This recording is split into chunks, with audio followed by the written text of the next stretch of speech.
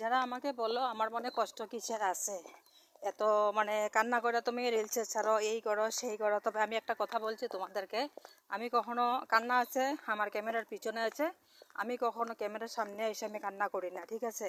তো আমাকে কালকে দুটা রিলস দিয়েছি, একটা ভিডিও দিয়েছি। তো আমাকে বলছে আমি নাকি কান্না করছি। আরে আমি কান্না অনলাইনে কেন কান্না করব? অনলাইনে আমার কে আছে যে আমি অনলাইনে কান্না করলে আমার কান্না দেখবে? তো আমি অনলাইনে কখনো কান্না করি নাই। তো ভাগ্য থাকলে হয়তো করতে পারি, সেটা আমি মানা করব না।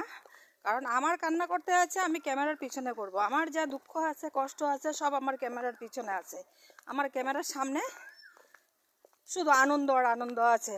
কারণ অনলাইনে সবাই আনন্দ দেখতে চায়, অনলাইনে কেউ দুঃখ দেখতে চায় না, দুঃখের পাশে কেউ দাঁড়ায় না, সবাই অনলাইনে আনন্দ, বাস আনন্দ আর আনন্দ। তাই আমি কখনো অনলাইনে কান্না করি না, আশা করি না আর করবো। তারপরে ভাগ্য থাকলে আমি সেটা বলছি না যে আমি কান্না করব না, অবশ্যই করতে পারি।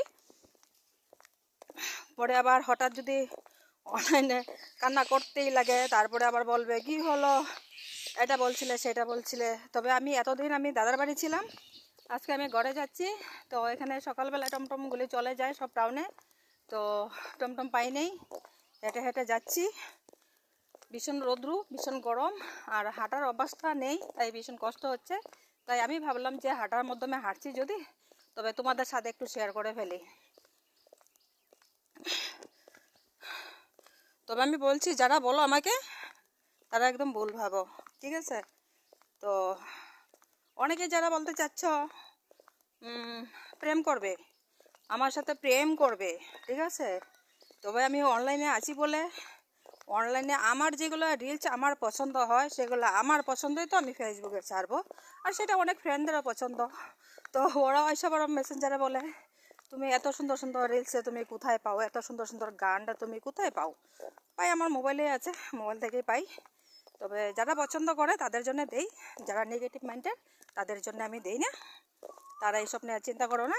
আমার জীবনে যা হচ্ছে যা আছি, আমার ভাগ্যে যতটুকুন আছে, আমার নসিবে যতটুকুন আছে, ঠিক ততটুকুনি আমি পাবো, তার থেকে বেশি পাবো না বা কমও পাবো না।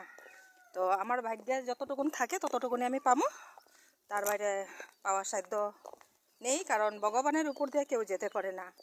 আরেকটা কথা বলছি, যারা এসব নেগেটিভ কথা বলো, তবে দয়া করছি, হাত জোর করছি, তো নেগেটিভ কথাগুলি বলা বন্ধ করে দাও, ঠিক আছে? তো বেকার নেগেটিভ কথা বলে কারোর চোখে ছোট হবে না, আমি তোমাদের কাছে ভালোভাবে বুঝিয়ে দিচ্ছি। কারণ কারোর নেগেটিভ কথা বলে তার চোখে ছোট হবে না, অর্থাৎ অসম্মানী হবে না। কারণ সম্মানটা সবসময় নিজের কাছে আসে, খাওয়া পড়া